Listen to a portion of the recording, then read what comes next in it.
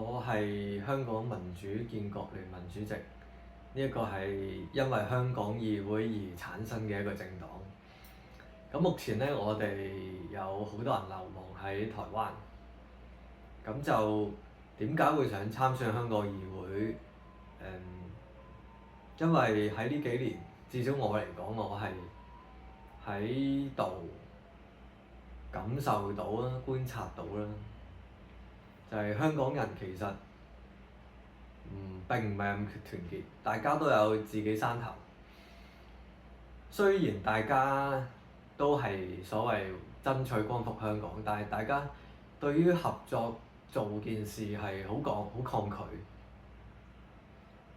咁我希望就係可以參選香港議會，叫做喺一個有民意基礎底下，可以召集一啲仲想做嘢嘅人咧，一齊合作。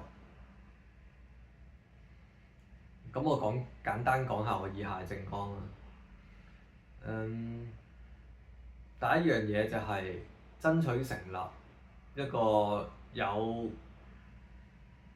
主權、聲稱自己主權嘅香港流亡政府或者議會啦。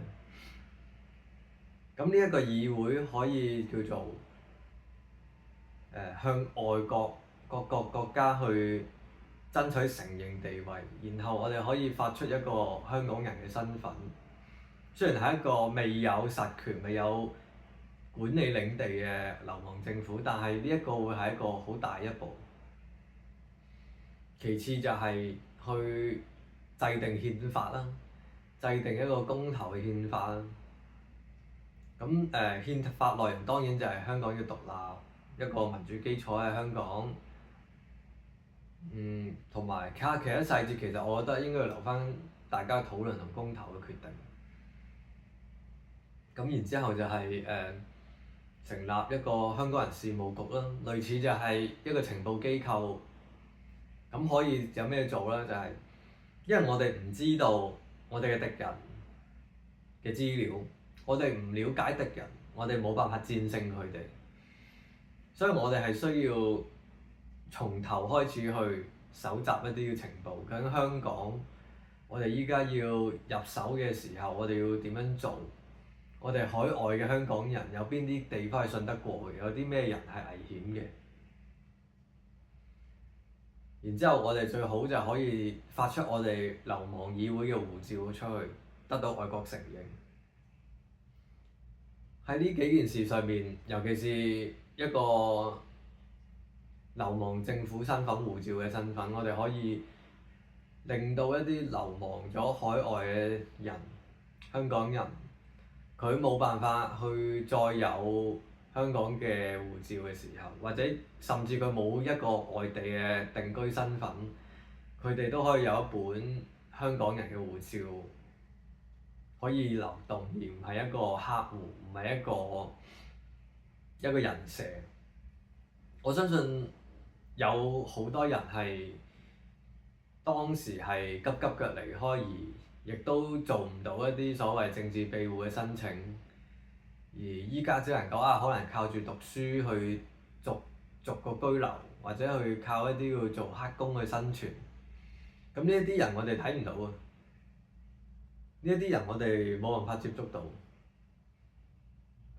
所以香港議會嘅作用，除咗就係去類似叫做向外國政府再講一啲個反共嘅政策之外，我哋香港人都要幫翻自己香港人。一啲可能嚟緊會出嚟嘅手足，或者一啲流亡緊冇生存能力，或者叫佢仲有心做嘢，但係顧唔掂自己嘅時候，我哋香港議會可以做啲乜嘢？咁當然唔係一個慈善機構咯，而且我哋香港人亦都要喺呢個時候反思一下，就係我哋實踐我哋嘅民主，我哋付出民主嘅代價係乜嘢？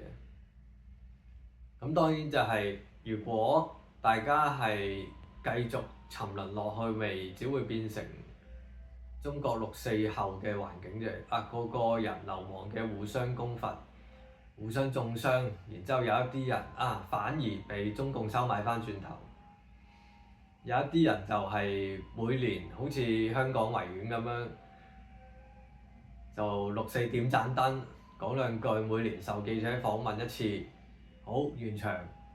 咁香港人究竟係咪要繼續喺呢個輪迴嗰度走落去，定係話行出新嘅一步，去建立一個流亡政府、流亡議會出嚟，去做一啲嘢呢？